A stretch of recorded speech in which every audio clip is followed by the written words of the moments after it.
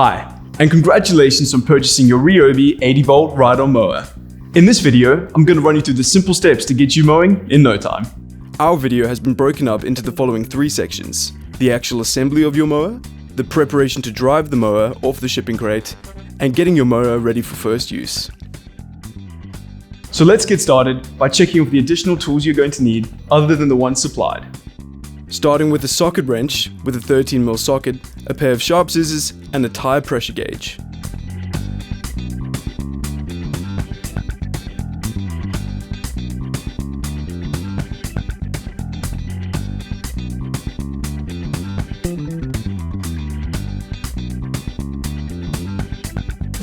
Our first job is to remove the packaging, starting with cutting the small zip ties securing the plastic cover.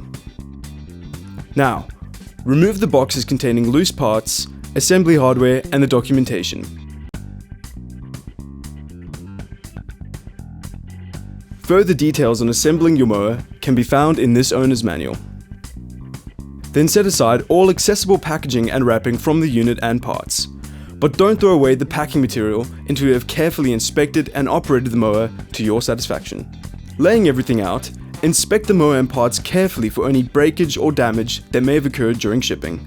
Should you find any of the parts damaged or missing, call the Ryobi customer service number for assistance.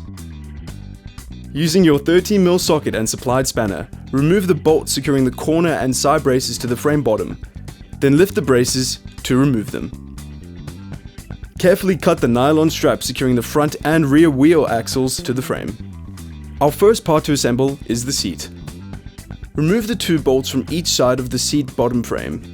Now position the seat back brackets over the outer sides of the bottom mounting brackets. Align the bolt holes as you lower the seat back. Allowing the tab on the seat back to rest against the bottom frame will assist in the alignment. Insert the 2 bolts to secure each side of the seat back to the bottom frame and hand tighten each bolt. The seat back has been shipped with installed bolts that have been left loosened to aid in bracket alignment. Once the lower 2 bolts are installed, you can now firmly tighten all 3 bolts on both sides. With the seat assembled, we can now adjust the armrests. To adjust these to the most comfortable operating height, remove the 2 retaining bolts.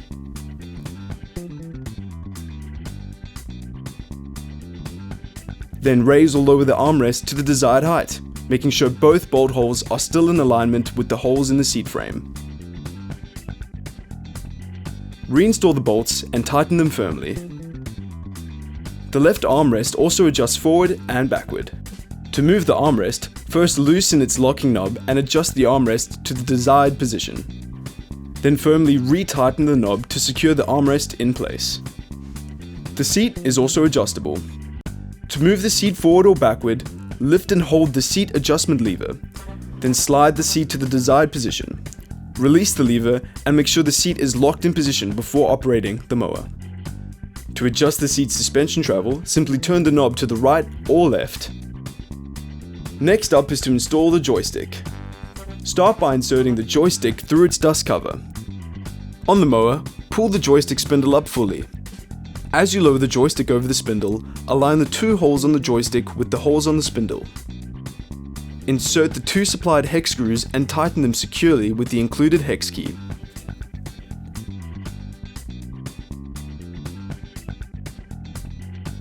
Now pull the dust cover down and align its tabs with the slots in the base. Press down each tab until they click, which locks the dust cover into place.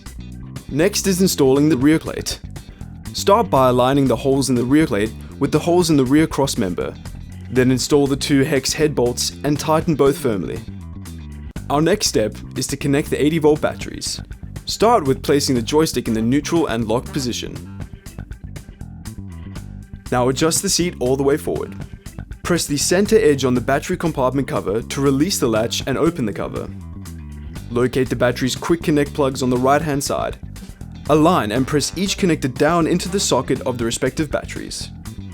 Lower the cover to the battery compartment and press on its center edge to engage the lock. The final assembly step is to connect the 36V battery packs. To connect the 36V batteries, open the battery covers located on each side of the mower. Then raise each battery from its port and remove the foam packing from the bottom of the port. To reinsert the batteries, align the raised ribs on the battery with the grooves in the battery port. Then push the battery all the way down. The battery is fully seated when the latch on the bottom of the battery snaps in place. With everything assembled, we just have 3 more steps to get the mower ready to drive off the shipping crate, starting with checking the tyre pressure of each wheel.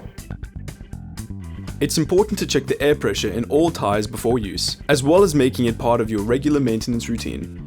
This is because improper tyre pressure will affect handling, such as steering response and traction, as well as level cutting. It will also reduce tyre life and your comfort while riding. Refer to the owner's manual and this label for further advice on tyre pressures. Next, I'll show you how to adjust the cutting deck height. To lower the cutting deck, firmly grasp the height adjustment lever and push it to the left to disengage it from the current slot. Lowering the lever will lower the deck. Locate your desired height position and push the lever to the right to secure it. To raise the cutting deck, again push it to the left to disengage it from the current slot. Pulling the lever up will raise the deck.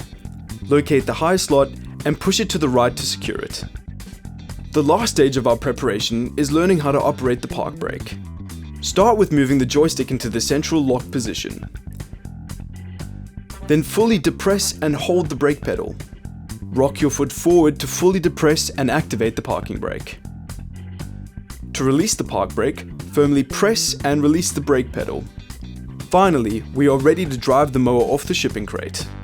Raise the cutting deck, locate the high slot and push it to the right to secure it. Insert the key and turn it to the on position. Then press the low speed drive button.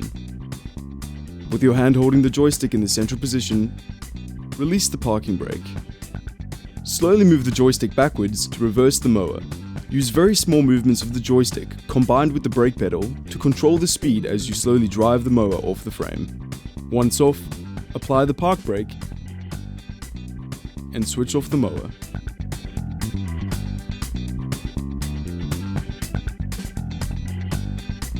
Before you start mowing, it's important the batteries are first fully charged. First, plug the charger into a standard power outlet before plugging it into the mower. Now, insert the charger plug into the charging port on the left side of the mower, making sure it's properly connected. The digital dashboard monitors level of charge and will indicate when the mower is fully charged.